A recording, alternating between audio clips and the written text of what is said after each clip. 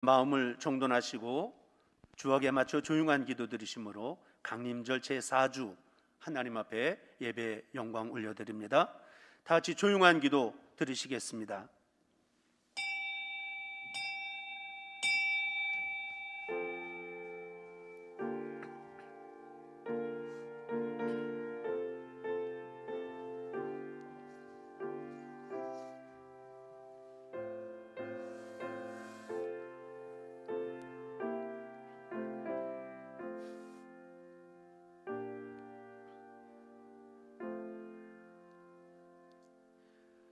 그러므로 염려하여 이르기를 무엇을 먹을까, 무엇을 마실까, 무엇을 입을까 하지 말라.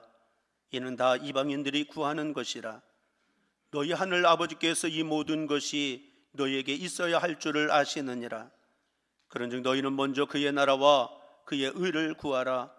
그리하면 이 모든 것을 너희에게 더하시리라. 아멘. 할렐루야. 사랑의 아버지 하나님, 새해를 시작한 것이 엊그제 같은데 이제 한 해가 얼마 남지 않았습니다.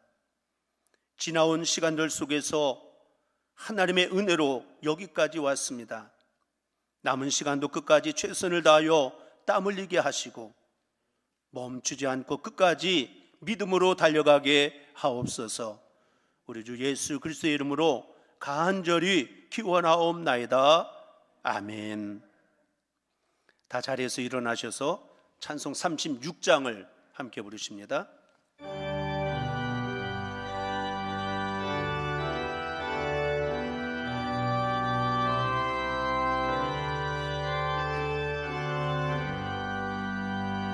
주 예수 이름 높이어 다 찬양하여라. 그 멸류관을 두려워서 만유의 주 찬양. 그 멸류관을 두려워서 만유의 주 찬양. 주 예수 당한 고난을 못 잊을 죄인아, 내 귀한 법에 바쳐서 만유의 주 찬양. 내 귀한 법에 바쳐서 만유의 주 찬양. 이 지구 위에 거하는 온 세상 사람들 그 크신 위엄 높여서 만유의 주 찬양. 그 크신 위엄 높여서 만유의 주 찬양. 주 믿는 성도 다 함께 주 앞에 엎드려 무궁한 노래 흘러서 만유의 주 찬양. 무궁한 노래 흘러서 만유의 주 찬양.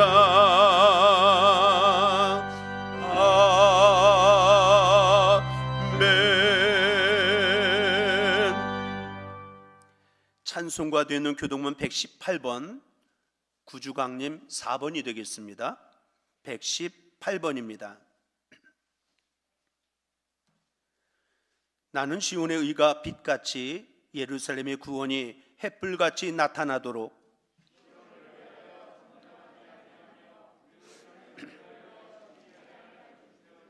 이방 나라들이 내 공의를 묻 왕이 다 내 영광을 볼 것이요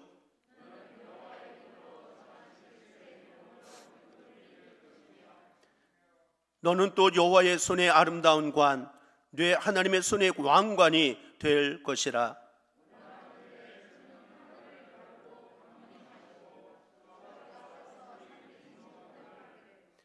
불이 섭을 사르며 불이 물을 끓임 같게 하사 주의 원수들이 주의 이름을 알게 하시며 이방 나라들로 주 앞에서 떨게 하옵소서.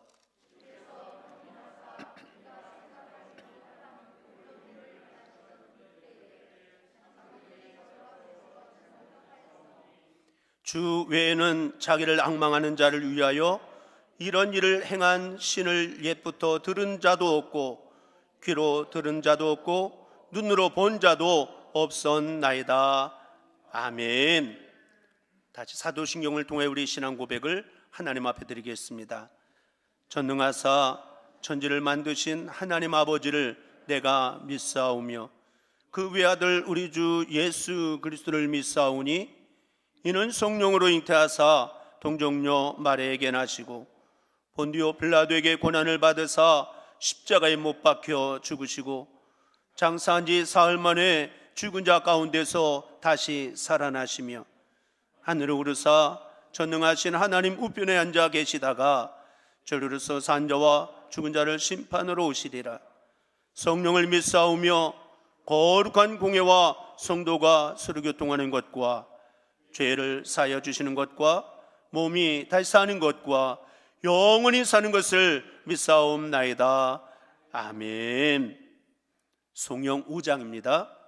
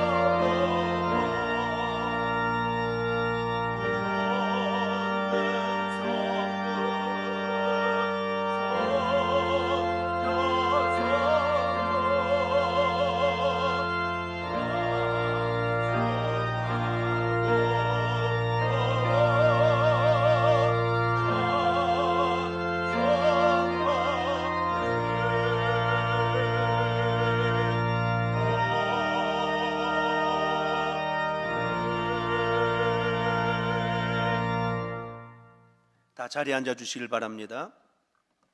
이 시간을 우리를 대표하여 김학수 장로님 나오셔서 기도 인도해 주시겠습니다.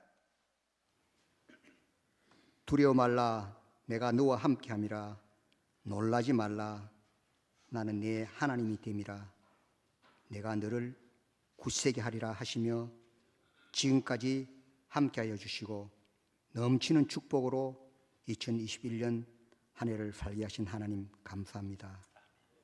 우리가 지금까지 겪어보지 못한 코로나 질병의 힘든 상황 속에서도 우리 부암의 성도들의 가정, 직장, 사업장의 문설주마다 어린 양의 피를 발라주시고 질병과 고통, 여러 어려움을 넘겨주신 하나님 감사합니다. 육신의 생각은 사망이요 영의 생각은 생명과 평안이라고 말씀하셨건만 육신의 생각에 빠져 사망으로 달려가는 저희들을 앞서 가로막아 주시며 너는 내 아들이다, 내가 너를 지명하여 불렀노라며 주님의 넓은 품으로 끼안아 주시니 감사합니다. 새해를 시작하면서 올해는 오직 하나님의 영광을 위해 맡겨주신 사명을 위해 순종하며 헌신하며 살겠나라고 다짐했지만 이 시간 올 한 해를 뒤돌아보니 죄스럽고 부끄러운 뿐임을 고백합니다. 그러나 하나님께서는 저희들을 수고했다, 애썼다, 내년에는 더 잘해보자고나 하며 꼭 껴안아 주시고 힘과 용기를 주시며 격려하여 주시니 감사합니다. 다들 힘들다, 어렵다고들 하였지만 우리 부암교회를 이렇게 든든한 반석 위에 올려주시고 70주년 여러 기념 사업들로 하나님께 봉헌하고 영광 돌리게 하심을 감사합니다. 우리 목사님을 중심으로 믿으며 바라며 사랑하는 교회, 하나님 마음에 합한 교회로, 건강하고 행복한 교회로 하나님을 기쁘게 하시며 살았음에 감사합니다. 이 시간 이 모두에 감사하며 오실 예수님을 기쁨으로 맞이하는 신령과 진정에 우리 모두를 다 드리는 축복의 통로를 거니는 우리 일평생 잊지 못할 감격과 감동, 은혜의 예배가 되게 하여 주시옵소서.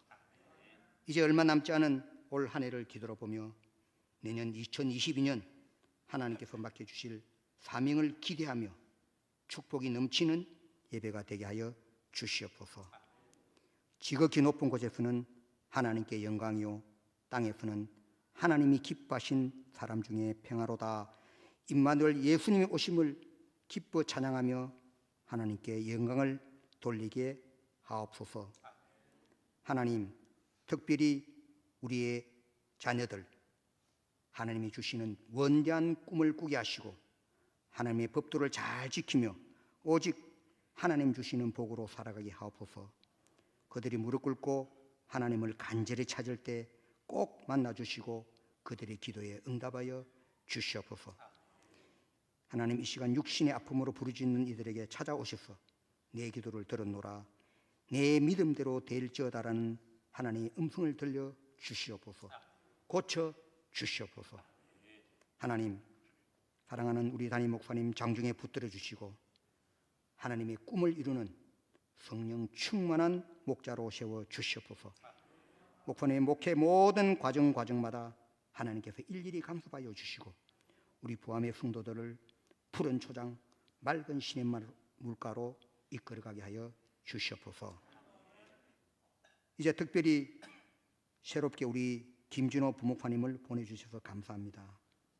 보내주신 하나님의 귀한 뜻 이루어지게 하시고 목사님의 새로운 목회 비전과 꿈과 열정의 목회가 이곳에서 열려질 수 있도록 하나님 일일이 도우시고 역사하여 주시옵소서. 어렵고 힘든 여건 속에서도 사명으로 준비한 우리 할렐루야 찬양대의 찬양이 올려드립니다. 기쁘게 받아주시고 우리 모두의 마음을 감동시키는 찬양이 되게 하옵소서. 이 시간 담임 목사님 한 주간 기도로 준비하신 하나님의 참음으로 기다리라는 하나님의 말씀을 선포하십니다. 주시는 말씀을 통하여 부족한 것 깨닫게 하시고 올 한 해 함께해 주신 하나님께 감사하며 내년에는 또 어떤 모습으로 설 것인가를 깊이 생각하는 은혜의 말씀이 될 줄 믿사오며 이 모든 말씀을 우리에게 사랑과 기쁨으로 오실 임마누엘 예수님의 이름으로 간절히 기도하옵나이다. 아멘.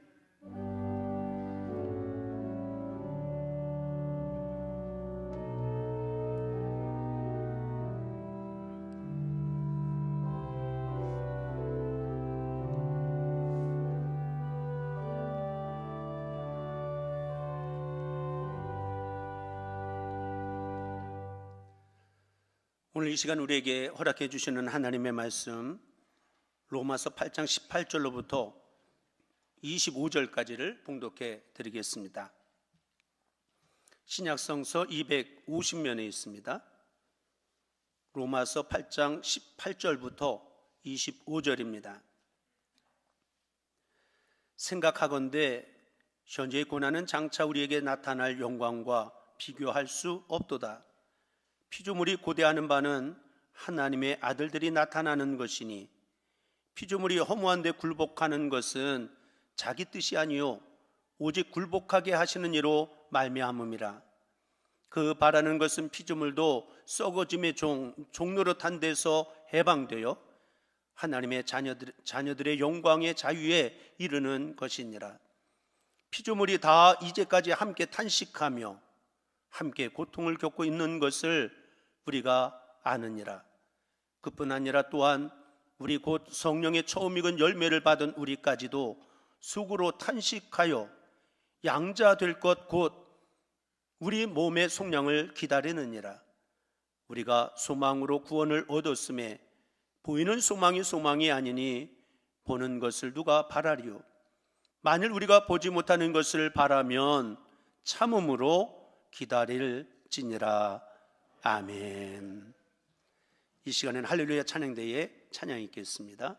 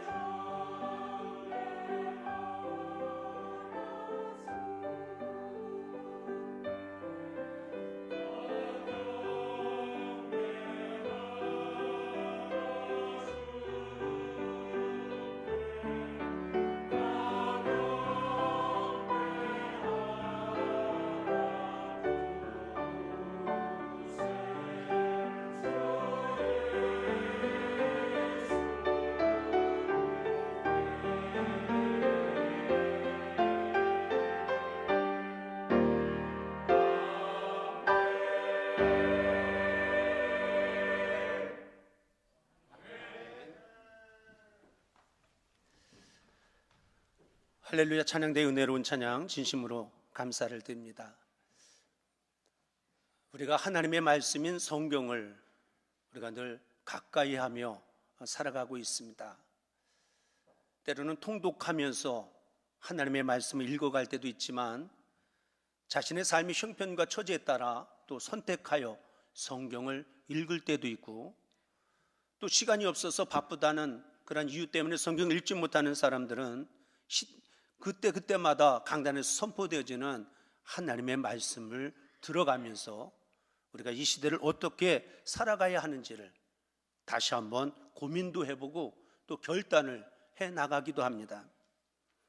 특별히 삶이 지치고 힘들 때에 때로는 뜻하지 않는 어려운 일들이 계속적으로 우리의 삶 가운데 놓여지게 될 때에 때로는 복음서 가운데 마가복음서를 읽어가면 주님이 주시는 커다란 위로 또한 십자가의 사랑을 다시 한번 깨달을 수가 있습니다.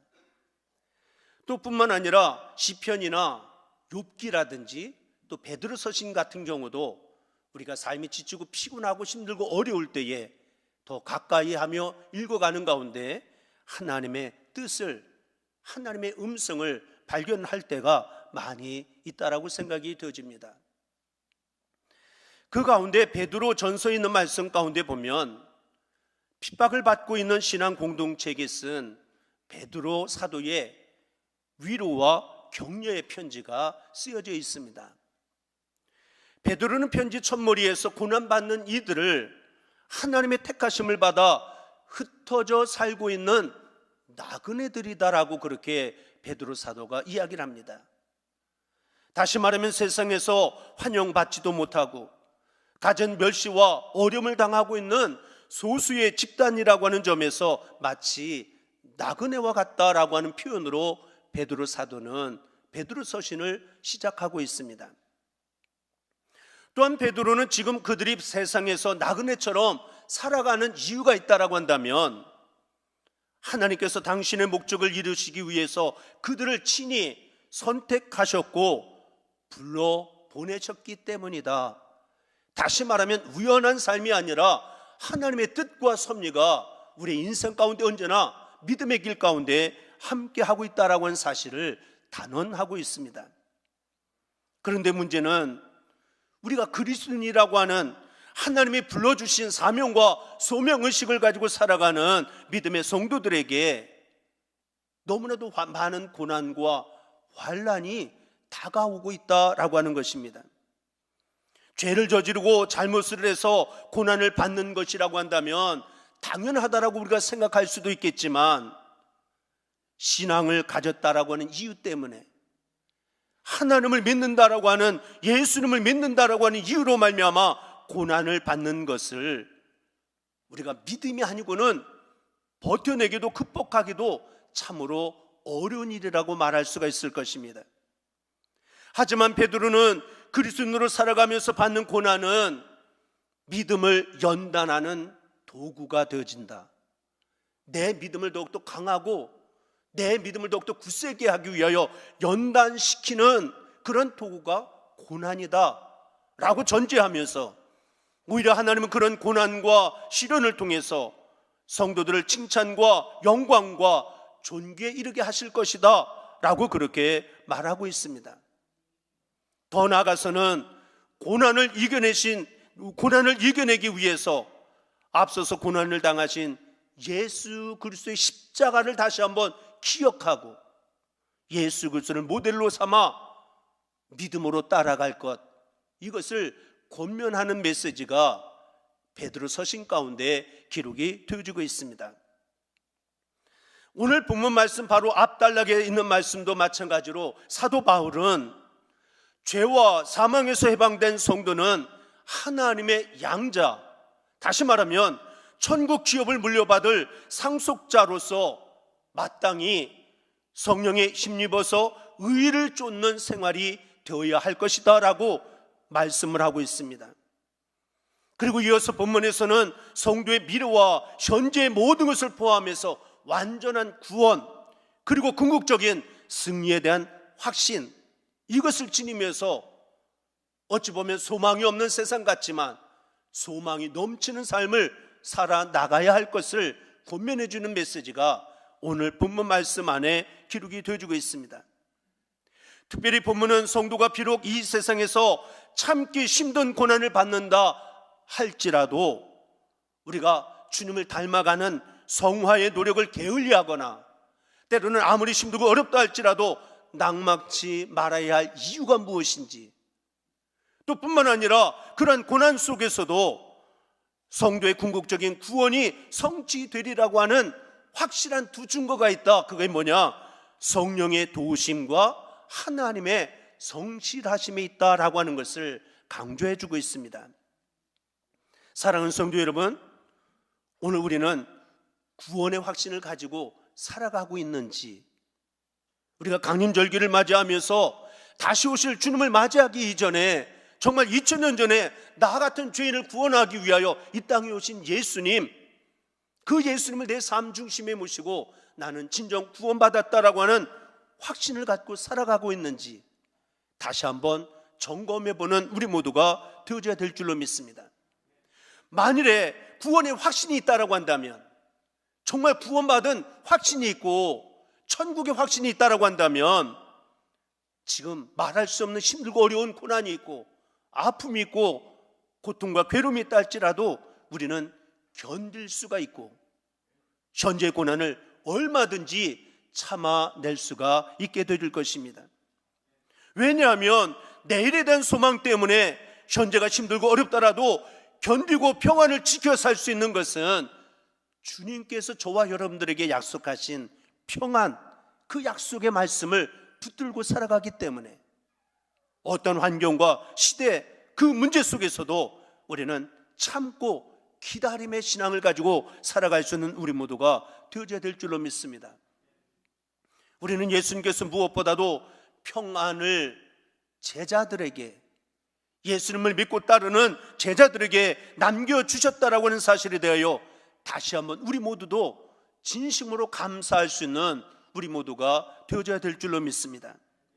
무엇보다도 지금이 아무리 어렵더라도 장차 얻을 영광의 기쁨을 생각하면서 주님이 주시는 평안에 대한 새로운 인식을 다시 한번 우리의 마음속에 되새길 수 있는 귀한 은혜의 시간이 될 수 있게 되기를 먼저 주님의 이름으로 간절히 축원을 드립니다. 오늘 본문 말씀에서 사도 바울은 절망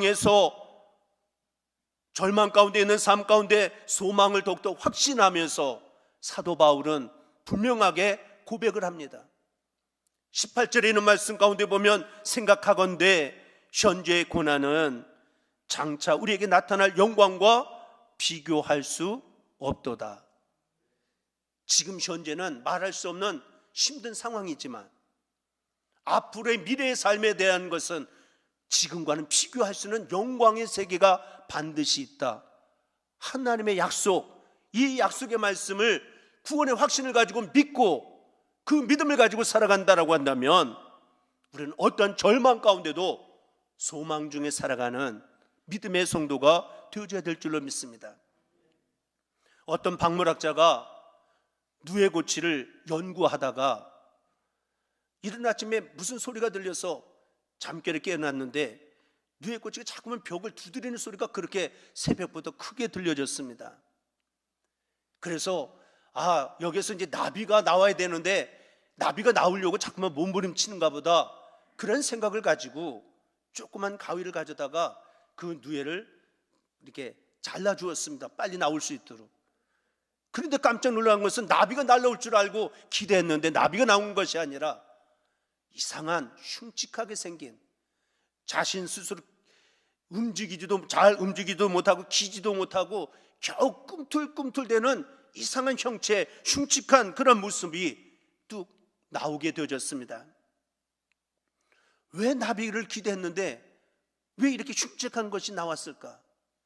나중에 그가 깨닫게 되어진 것은 너무 일찍 누에 그 지를 벗고 먼저 나왔기 때문에 나비의 모습을 볼 수가 없게 되어졌다라고 하는 거예요. 다시 말하면 그 안에서 고통과 괴로움 속에서, 답답함 속에서 몸부림치는 가운데 점점 나비로 변해가는 가운데 날개가 힘이 생기고, 그리고 모든 것을 향내나는 꽃을 다 찾아다닐 수 있는 기능과 조직들이 그 안에서 조금씩 발달되어져 가야 되는데, 그래서 충분한 준비를 가지고 나와야 아름다운 나비가 되어져서 벌벌 날아서 아름다운 꽃을 찾아다닐 수가 있는 것인데 너무 일찍 나왔기 때문이었다. 다시 말하면 아름다운 나비는 그냥 만들어지는 것이 아니라 누에꽃이 안에서 고통과 괴로움과 답답함의 그 문제 속에서 계속 몸부림치는 결정체 가운데 만들어지는 것이 결국은 나비가 되어지는 것이다 라고 하는 것을 깨닫게 되어졌다라고 하는 이야기입니다. 마찬가지로 하나님은 저와 여러분들이 이 땅의 많은 사람들 가운데 부족하고 연약하지만 택하여 불러주셔서 하나님의 자녀로 삼아주셨습니다. 하나님의 자녀가 되면 저절로 믿음의 날개가 훨훨 힘있게 날아가는 믿음의 성도가 되어지는 것이 결코 아닙니다. 그래서 하나님은 저와 여러분들에게 믿음의 날개가 더욱더 힘있게 강해서 굳세어서 날아오를 수 있도록, 때로는 하나님의 말씀의 향기를 맡을 수 있는 영감을 우리에게 가르쳐주고 훈련시키기 위해서, 때로는 우리의 삶 가운데 고통을 가져다 줄 때가 너무나도 많이 있다라고 하는 것을 우리가 잊어서는 아니 될 줄로 믿습니다. 그러므로 장차 받을 영광을 생각하면서 현재의 삶이 우리를 결정적으로 아무리 괴롭힌다 할지라도 주 안에서 평안을 누리며 살아가도록 성령께서 오늘도 저와 여러분들 한 사람 한 사람 함께 하여 주시고 붙들어 주시고 이끌어가고 계신다. 이것이 오늘 본문 말씀을 통해서 사도 바울은 가르쳐주고 있습니다. 요한복음 14장 27절 예수님은 이렇게 말씀하십니다. 평안을 너희에게 끼치노니 곧 나의 평안을 너희에게 주노라.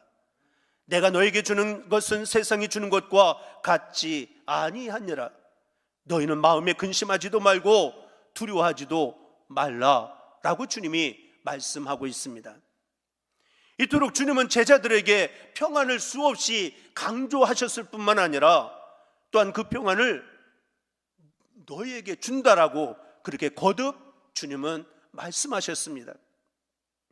예수님이 말씀하신 평안은 그냥 아무런 근심 걱정이 없는 그러한 평안을 약속해 주신 것이 결코 아닙니다. 태평성대 속에서 누구나 누리는 그러한 평안을 주님은 말씀하고 있는 것이 결코 아닙니다. 만물이 탄식하는 지구촌에서 온갖 두려움에 쌓인 사람들에게 평안을 주시겠다라고 오늘도 주님은 저와 여러분들에게 약속해 주시는 말씀일 뿐만 아니라 공포에 떨고 있는 사람들에게 평안을 주시겠다라고 말씀하고 계심을 우리가 깨달아야 될 줄로 믿습니다. 그런데 오늘 우리의 삶의 현실의 문제는 어떠한 상황 가운데 있는가라고 하는 것을 다시 한번 먼저 생각해 보아야 할 줄로 믿습니다. 지난 목요일 정부에서 발표하기를 토요일부터 다시금 2주간 동안 거리 제한을 다시금 이전과 같이 돌아간다라고 하는 그러한 발표를 듣게 되어졌습니다. 저는 그 뉴스를 접하게 되어지면서 나도 모르게 내 입술로 한숨과 탄식이 저절로 나왔습니다. 왜냐하면 지난해를 다시 한번 떠올리게 되어졌고, 지난해 성탄절에 우리가 이 자리에 나와서 아기 예수의 탄생을 함께 기뻐하며 예배드리지를 못했습니다. 동영상으로 비대면으로 제가 목회하면서 처음으로 영상 예배를 하나님 앞에 드렸던, 아기 예수의 탄생을 그렇게 기뻐할 수밖에 없었던 순간이 다시 한번 떠오르게 되어졌습니다. 지금 과학이 얼마나 발달했고 문명이 얼마나 발달했는데, 물론 코로나라고 하는 것이 그렇게 우리를 생명을 위협하기는 하고 있지만 도대체 이것을 지금의 과학의 문명으로 이것을 다스리지 못하고 2년 동안 이것 때문에 힘들어했던 많은 사람들이 있는데 또다시 이전으로 돌아가게 되어질 수밖에 없는 것, 이것을 받아들이는 것이 결코 쉽지만은 않았습니다. 그것은 저만의 문제가 아니고 아마 많은 사람들이 가지고 있었던 마음이었으리라고 생각을 해보게 되어집니다. 지난주에 말씀을 드렸던 것처럼 분명 합력하여 선을 이루시는 하나님이심을 믿는데, 합력하여 선을 이루시는 하나님이 역사하셔서 우리가 늘 깨어서 기도하기를, 하루속에 이 문제가 깨끗하게 문제가 치유되고 회복되기를 얼마나 많은 사람들이 기도하고 있는데, 오늘 삶의 문제의 모습은 여전히 소망이 없는 세상과 같은 그런 모습을 바라보면서 우리가 다시 한번 오늘의 말씀을 돌아보는 귀한 시간이 되어져야 될 줄로 믿습니다. 어떤 사람이 냉동고에 들어가서 일을 하다가 받쳐놓고 있었던 버팀목이 쓰러져서 그만 문이 닫혀졌는데, 이 문이 밖에서는 열리는데 안에서는 열리지 않는 그런 문이 되어져서 아무리 나가려고 애를 써도 나갈 방법을 찾지를 못했습니다.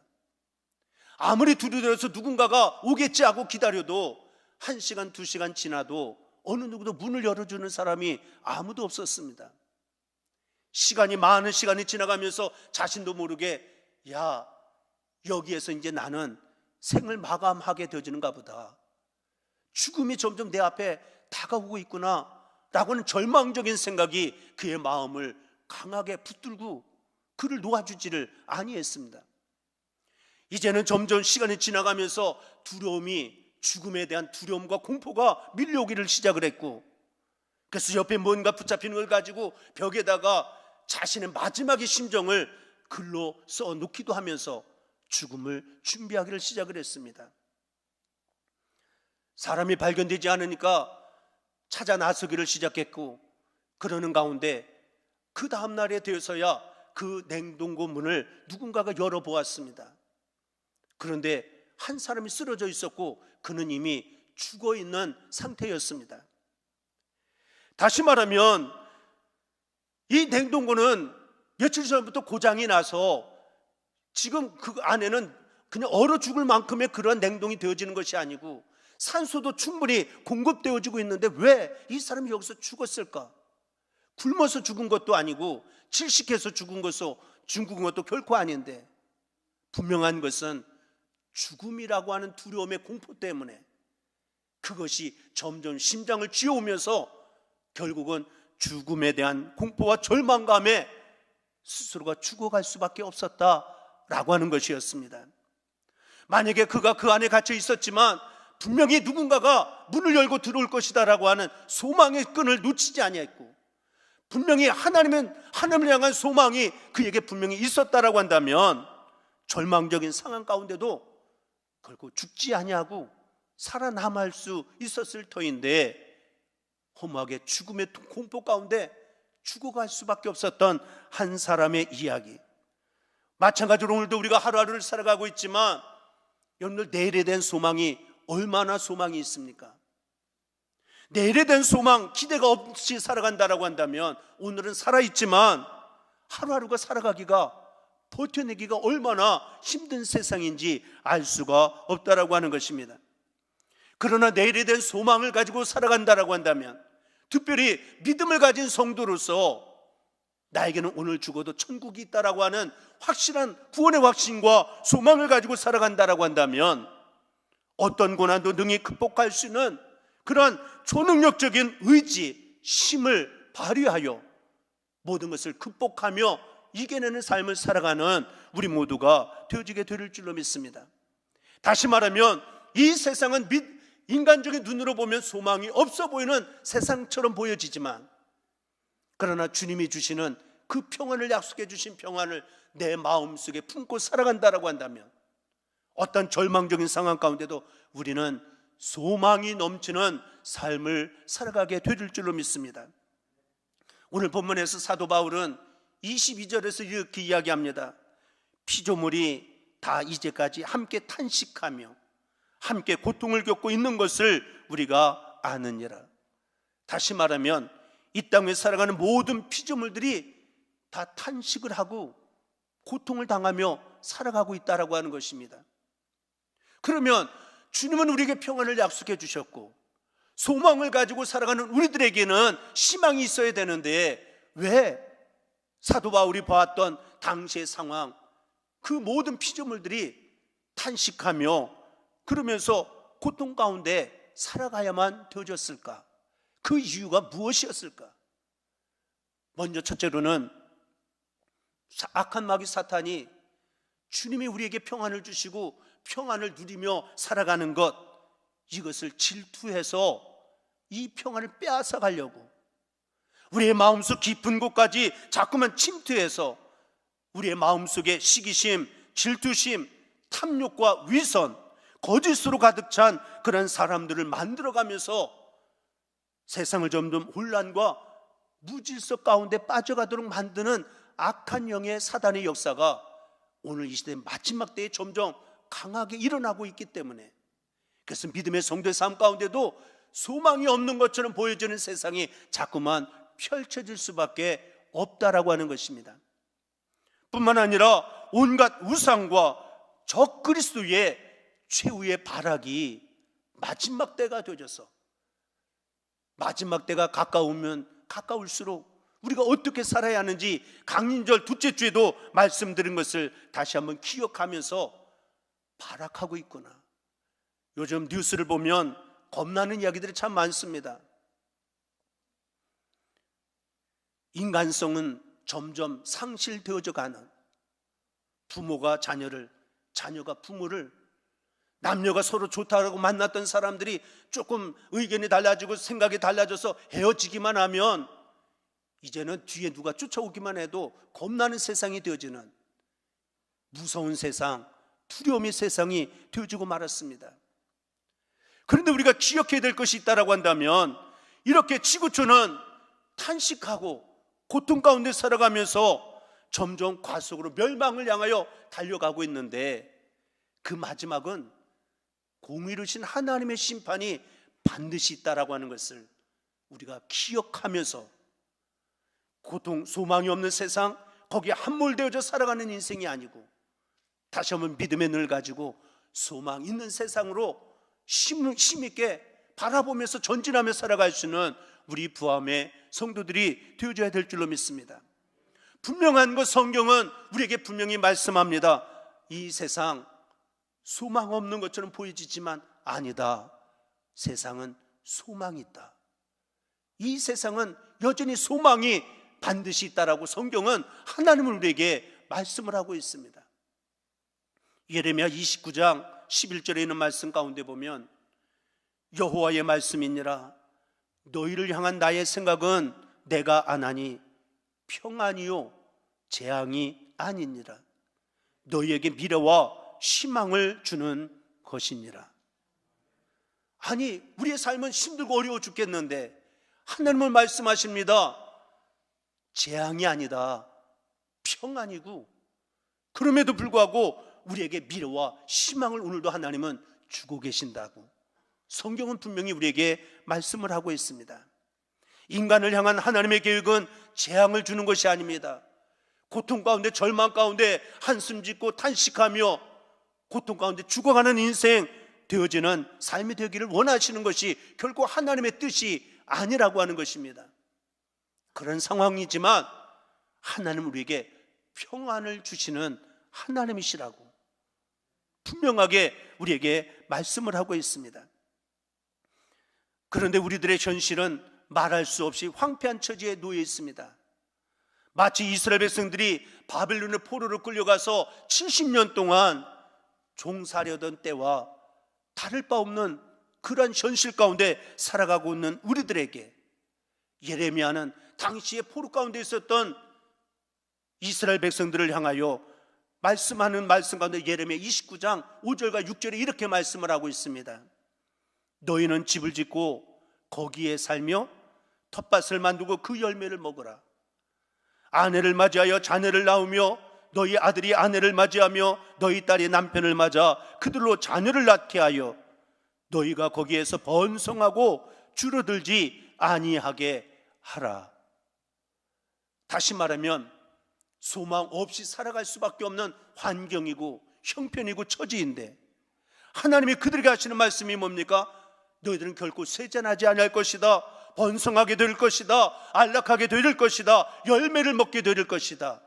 하나님의 말씀은 한마디로 축복의 말씀인 줄로 믿습니다. 다시 말하면 너희가 지금 바벨론 포로로서 고생스럽게 생활하고 있지만 그 안에서도 하나님은 언제나 우리와 함께 하시고 우리 한 사람 한 사람 불꽃 같은 눈동자로 철저하게 지켜주시고 보호해 주시고 인도해 주실 것이다. 이것이 하나님의 약속의 말씀인 줄로 믿습니다. 따라서 오늘의 말씀을 다시 한번 돌아보면 내 삶의 자리가 힘들고 어려움이 있다 할지라도 낙심하거나 절망할 것이 아니라 오늘도 하나님의 약속을 붙들고 주어진 삶의 자리에서 현실에 충실한 삶을 살아가기를 힘쓰는 우리 모두가 되어져야 될 줄로 믿습니다. 영국의 화가였던 조지 프레드릭 와츠가 그린 소망이라고 하는 그림을 여러분들은 많이 보았을 것입니다. 앞을 보지 못하는 한 어린 소녀가 검은 거를 왼손에다 들고 지구 위에 올라 앉아 있습니다. 검은 거는 줄이 다 끊어지고 한 줄만 남아 있습니다. 그런데 절망처럼 보여지는데 뒤에는 조그만 별빛이 반짝이는 별이 그려져 있습니다. 이것이 소망이라고 하는 주제를 가진 명화입니다.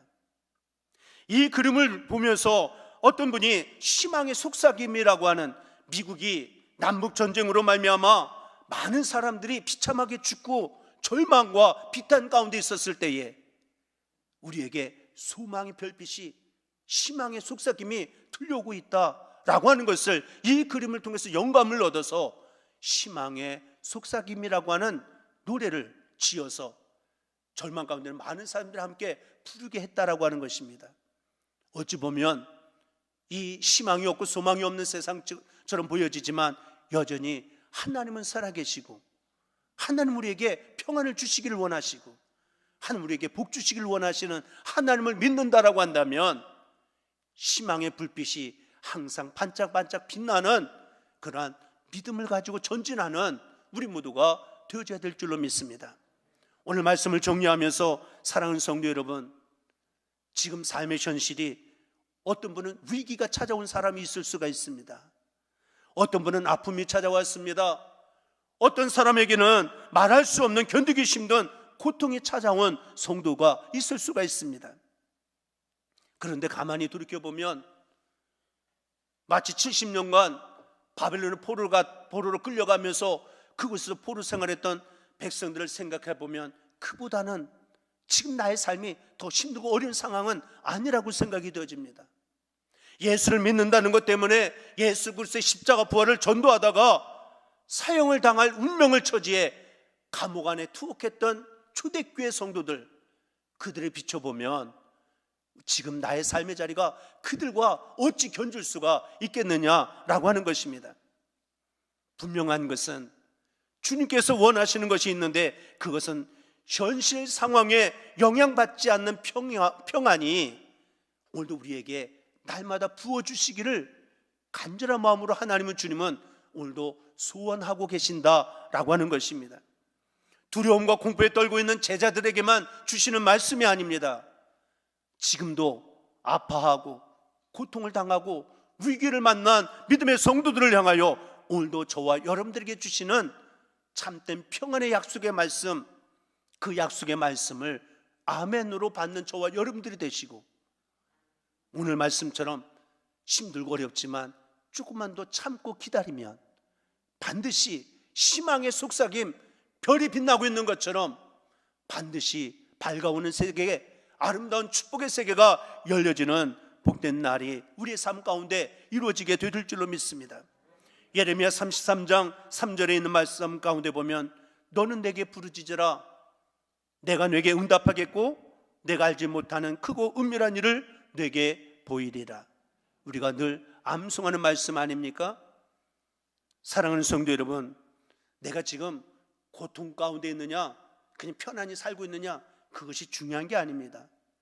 내게 아무런 불안이나 염려와 걱정이 없느냐, 아니면 지금 주님이 약속하신 평안을 내가 누리며 살아가고 있느냐, 더 중요한 것이 있다라고 한다면 내 삶의 형편의 처지가 어떤 자리에 있든지 지금 성령이 나를 도와주신다라고 하는 믿음을 갖고 소망 중에 살아가는 것, 이것이 오늘 우리의 삶 가운데 가장 큰 중요한 문제다라고 하는 것을 기억하면서, 오늘 바울은 참음으로 기다리라 라고 우리에게 명령하고 있는데, 참지 못하고 기다리지 못하다가 불평 원망하고 낙심하여 절망하고 좌절하는 안타까운 세상 속의 많은 사람들에게 오늘도 소망을 붙들라고 위로해 주시는 하나님의 음성을 들을 수 있는 우리 모두가 되어져야 될 줄로 믿습니다.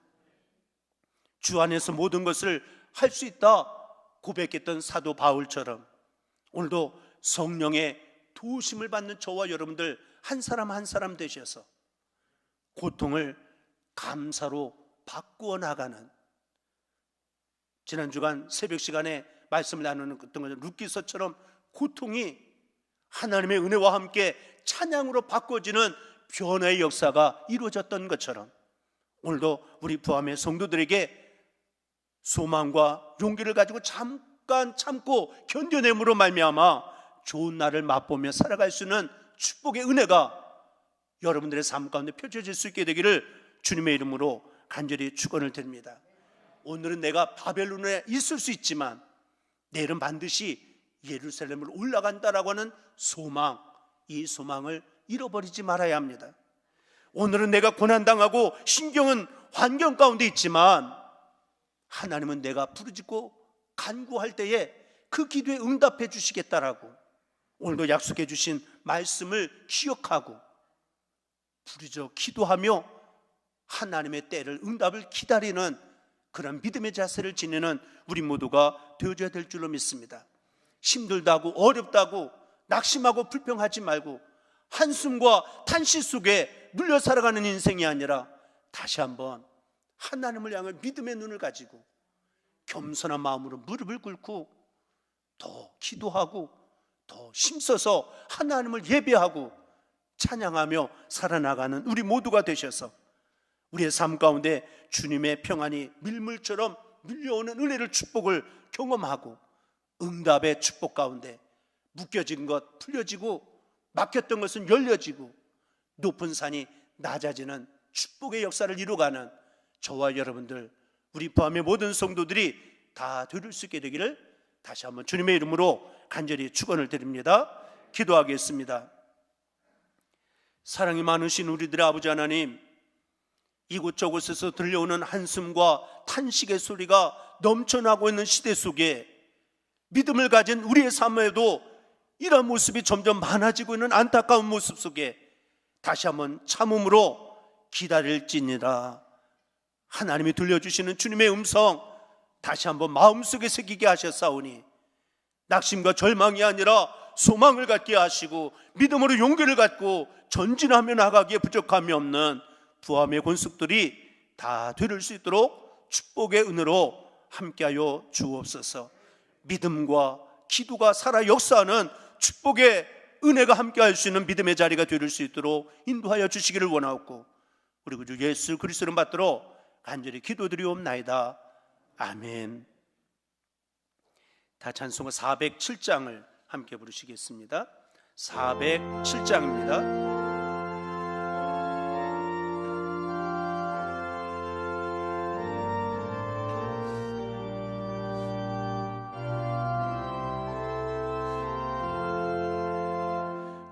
그주와 함께 나 죽었으니 그주와 함께 나 살았도다.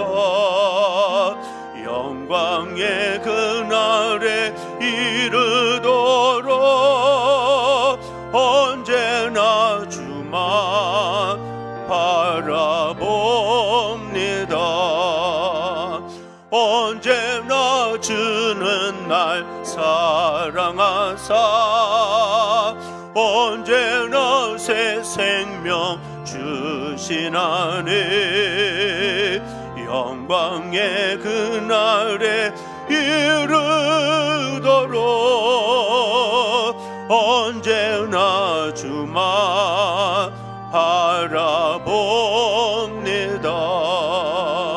마음속에 시험을 받을 때와 무거운 근심이 있을 때에 주께서 그때도 같이 하사 언제나 나를 도와주시네.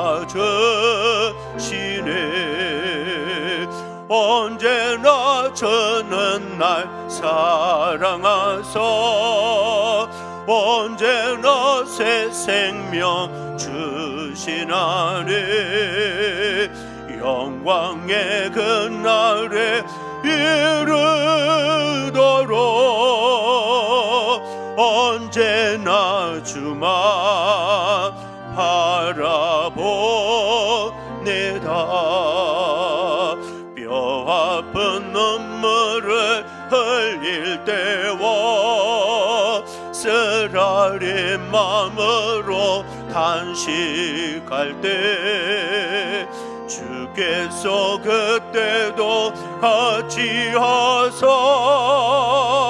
언제나 나를 생각하시네. 언제나 젖는 날 사랑하사 언제나 새 생명 주시나니 영광의 그날에 이르도록 언제나 주만 바라보내다 내 몸의 약함을 아시는 주 못 고칠 질병이 아주 없네 괴로운 날이나 기쁜 때나 언제나 나와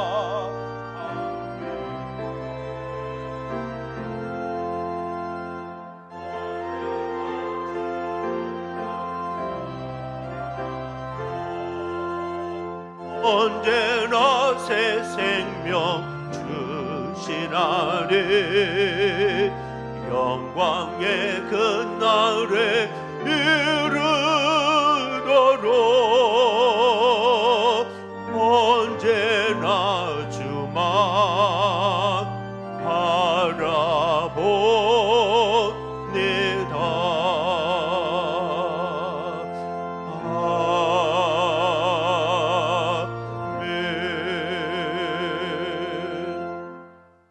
바라보내다 자리에서 일어나셔서 봉헌 찬양 하나님 앞에 올려드립니다.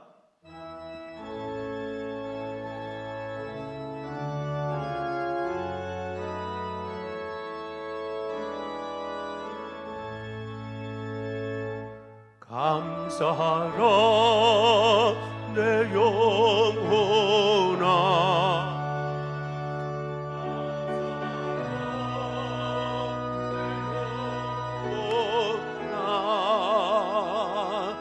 내 속에 있는 것들아 다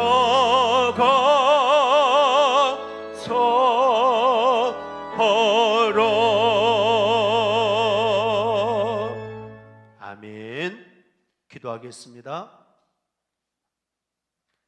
수고하고 무거운 짐진 자들아 다 내게로 오라. 내가 너희를 편히 쉬게 하리라.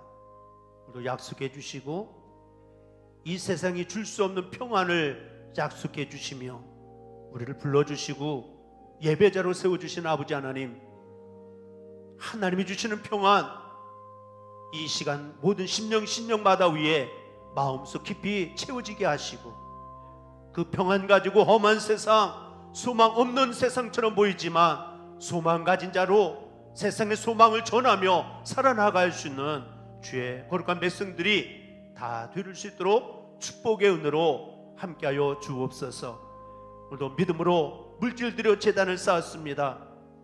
하나님 기쁘게 흠령하여 주시고 하늘에 신령한 것 땅에 기름진 것들로 날마다 더하게 하여 주셔서 물질 때문에 어려움을 당하거나 시험 당하지 않게 하시고 헛된 지출로 눈물 짓지 않고 살아갈 수 있도록 크신 은혜와 축복을 날마다 더하게 하여 주옵소서. 코로나19로부터 철저하게 지켜 보호함을 받는 이 한 주간이 되게 하시고 고통이 변하여 찬양이 되고 감사가 되어지는 축복의 역사가 나타날 수 있도록 은혜 베풀어 주실 줄로 믿사옵고 우리 그 주 예수 그리스도로 받도록 간절히 축복하며 기도드리옵나이다. 아멘. 자리에 앉아 주시길 바랍니다. 교회 소식을 전해드립니다. 주보를 참고해 주시길 바랍니다. 1부와 2부로 나누어서 계속 예배가 드려지고 있습니다. 자연스럽게 분산될 수 있도록 또 건강 주의하시고 또 건강에 조금만 더 이상 있어도 집에서 동영상 예배를 드리시는 분 경건하게 잘 예배 드릴 수 있도록 그렇게 해주시길 부탁을 드립니다. 이번 주 토요일 날 성탄 축하 예배 및 유아 세례식이 토요일입니다. 오전 11시에 한번 모여서 본당에서 예배를 드립니다. 함께 기쁨으로 나오셔서 함께 예배할 수 있게 되시길 바라고요. 기획위원회 모임 예배 후에 목양실에서 예산 수위 모임과 함께 모임을 갖습니다. 총여선교 총회 예배 후에 소예배실에서 모임을 갖습니다. 부암교회 당회가 다음 주일 낮예배 후에, 또 구역회는 1, 5일 수요일 날 수요 예배 후에 있게 되어지는데, 각 보고서, 또 부장 집사님들, 권사님들, 선교회장님들, 각각 부장님들 보고서를 작성하셔서 사무실에 제출해 주시기를 부탁을 드리겠습니다. 그리고 교회학교 교사 찬양대 모집 협력해 주시고요.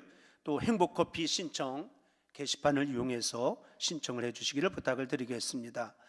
또 성탄절을 맞이하면서 이웃사랑 나눔에 많은 관심과 협조를 가져주시길 바라고 25일 낮예배까지 신청을 받고 마무리하도록 그렇게 하겠습니다. 사무실에서 접수를 하고 있습니다.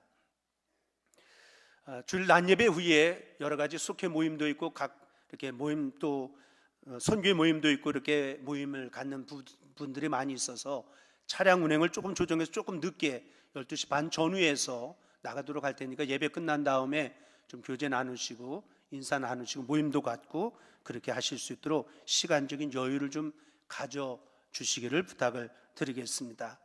순교영 권사님 지난 금요일 무릎 수술 받으시고 지금 병원에 입원해 계신 가운데 있는데 위에서 기도해 주시길 바라고, 또 성도들 가운데도 육신으로 연약한 분들이 많이 있습니다. 더욱더 중보의 기도가 필요한 줄을 믿습니다. 함께 기도해 주시기를 부탁을 드리겠습니다. 금주의 강단 꽃꽂이 주찬중 권사님, 김영숙 권사님 가정에서 봉헌해 주셨습니다. 다 자리에서 일어나셔서 함께 성도의 교제를 나누십니다. 주님의 이름으로 사랑합니다.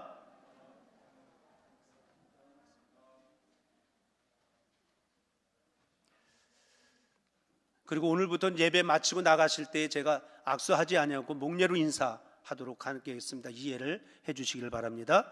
다 찬송가 430장을 함께 부르시겠습니다.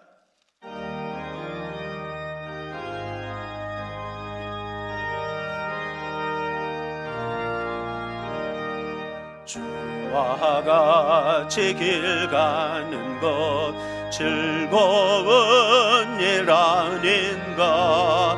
우리 주님 걸어가신 발자취를 밟겠네. 한 걸음 한 걸음 주 예수와 함께 날마다 우리 걸어가리.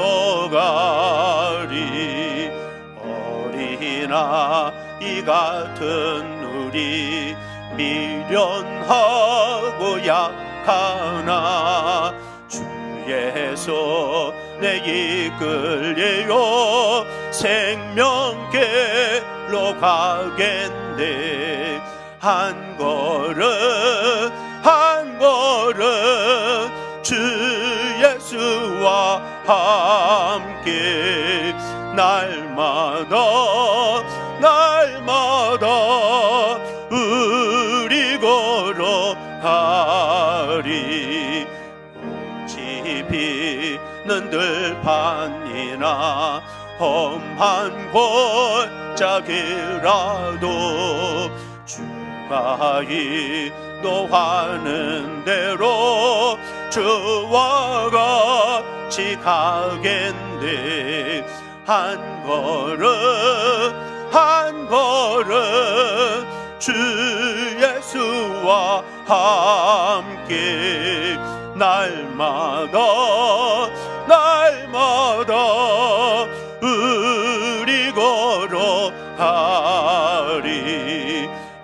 예선지자 에녹같이 우리들도 천국에 들려 올라갈 때까지 주와 같이 걷겠네.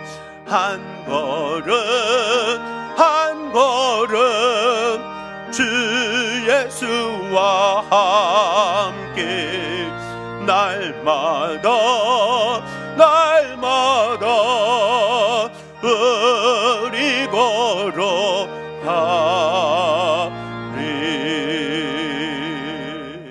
아멘.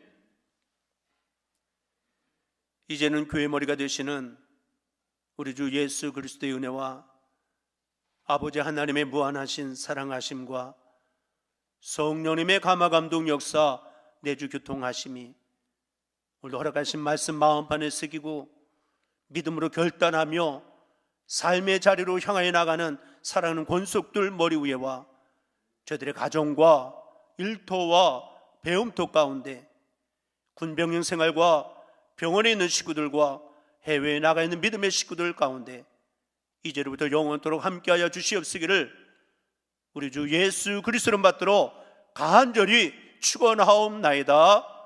아멘.